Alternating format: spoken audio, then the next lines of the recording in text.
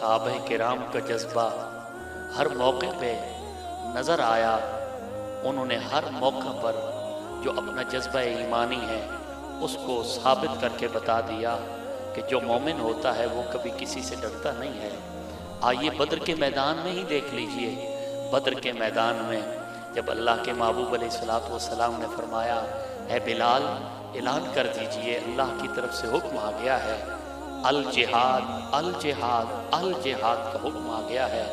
حضرت بلال حبشی مدینہ پاک کی گلیوں میں چکر لگا رہے ہیں. ایک گھر کے باہر سے گزرے آواز دے رہے ہیں الجہاد الجہاد الجہاد.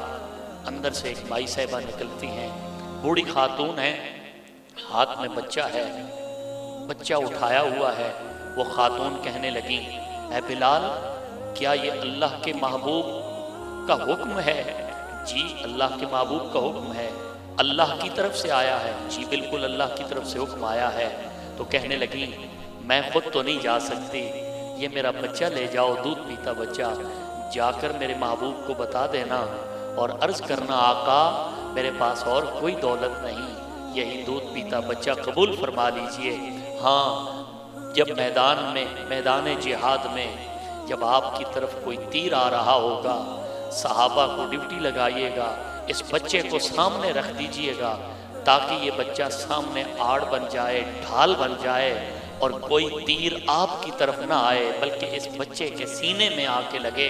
بس قیامت کے دن میں فخر سے رب کی بارگاہ میں عرض کروں گی مولا میں ایک شہید بچے کی ماں ہوں جو تیری بارگاہ میں آ کر عرض کر رہی ہوں مولا اگر شہید کو جنت میں بھیج رہا ہے تو شہید کی ماں کو بھی محبوب کریم کا جنت عطا فرما دینا.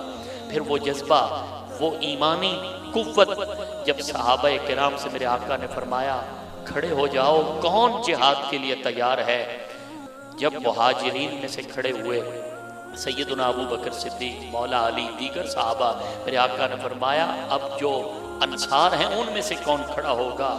اب حضرت مقداد کھڑے ہوتے ہیں، کہتے ہیں آقا ہم کوئی قوم موسیٰ تھوڑی ہیں کہ ہم کہیں آپ اور آپ کا رب جا کے جہاد کریں نہ.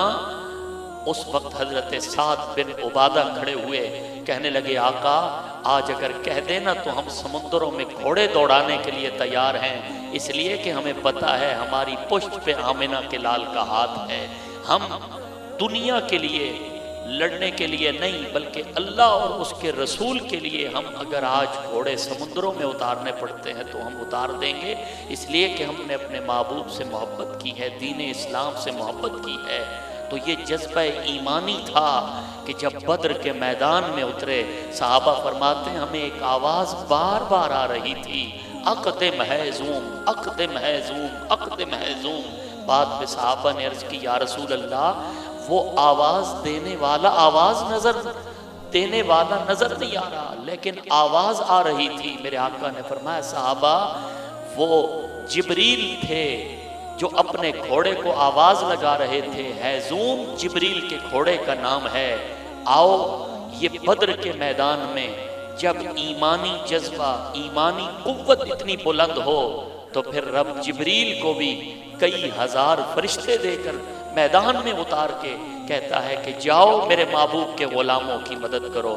اس لیے ہم اللہ کے محبوب علیہ الصلوۃ والسلام کے صحابہ کی جب زندگیاں پڑھتے ہیں تو وہ ان کی قربانیاں، ان کی جان نثاریاں پڑھتے ہیں تو یقین مانیے دل پکار اٹھتا ہے واقعی صحابہ نے کہا تھا کہ یہ دل بھی تمہارا ہے، یہ جان بھی تمہاری ہے، کیا پیش کروں آقا کیا چیز ہماری ہے، یہ دل بھی تمہارا ہے، یہ جان بھی تمہاری ہے.